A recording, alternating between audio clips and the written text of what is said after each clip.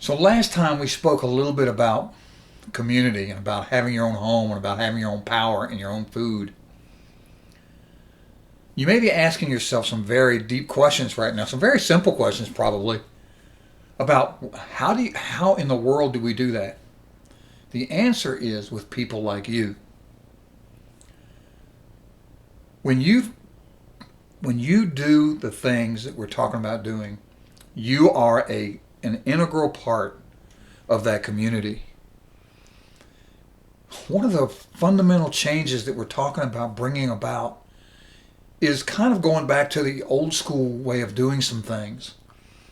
I don't know how many of you remember. Of course, I'm kind of older, but it used to be when people had a community, they would go to church every Sunday.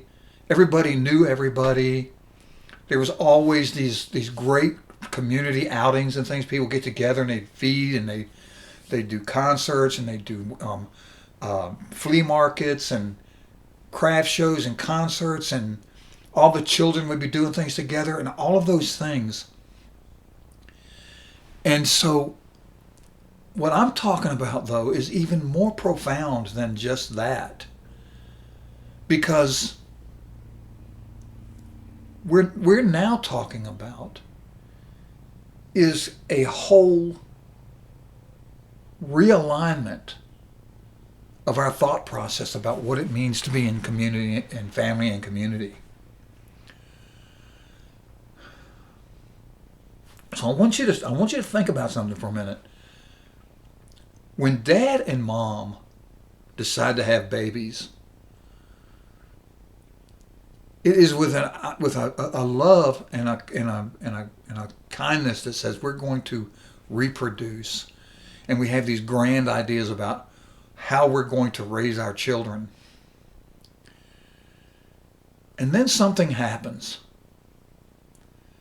We have our baby, and that baby comes out this beautiful, innocent, shining, fresh package of bodily fluids, wonderful giggles, screaming cries, nasty stuff in the diaper.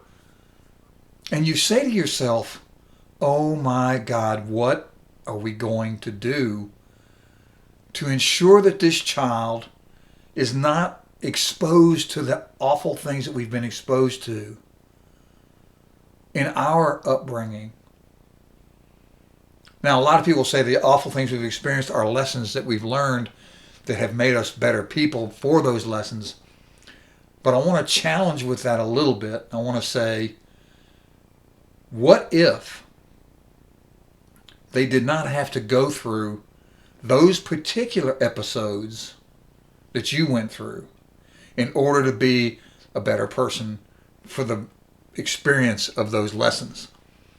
So that right from this jump, they are feeling their essence that they were designed to be. So as a mom and a dad, you want your child to be safe. You want your child to grow and prosper and be happy and learn how to be kind and how to be just in their thinking. You also might be thinking that, is that even possible in today's environment? And I challenge you to think about what your child's future will be in the current environment that you see around you.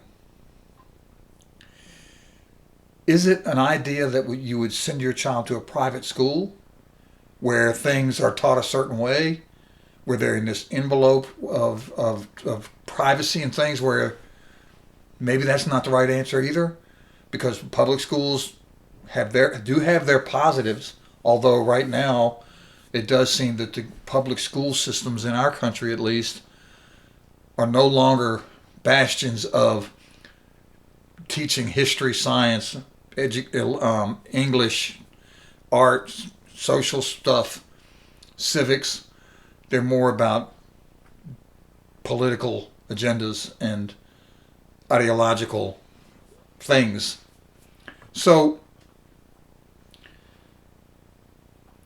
I want you to think as a parent about what it would mean if you could truly, I mean truly, have a place where you could bring your family so that you could all grow together in a community that's like-minded, where honesty, omnipotence, pure love, and essence are the basic principles that we're all born with.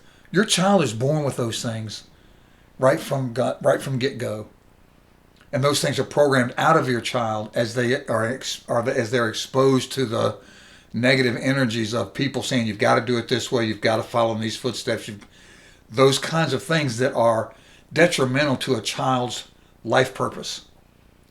So, as a family, I would like to invite you to think about the amazing opportunity that you could have if you could take your family, take them to a place where you're given a home in exchange for your wisdom, for your knowledge, and your expertise. If you are a master craftsman, if you are a teacher, if you are an art, whatever you are, being able to share that knowledge with someone who doesn't have, who is, let's say,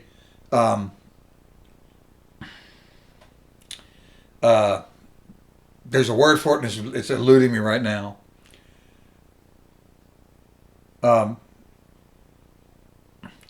Less fortunate due to their cultural environment that they're growing up in, due to outside forces that may have caused them to be less fortunate, to be able to bring them to this community for a temporary stay, up to 2 years, and learn what you have, and learn what we have as basic principles of living in kindness, and helping them to get a career or a business on the outgoing of staying in this place. We'll talk more about that soon. But think about it as a family. What would it mean to you to be able to do that? Thank you.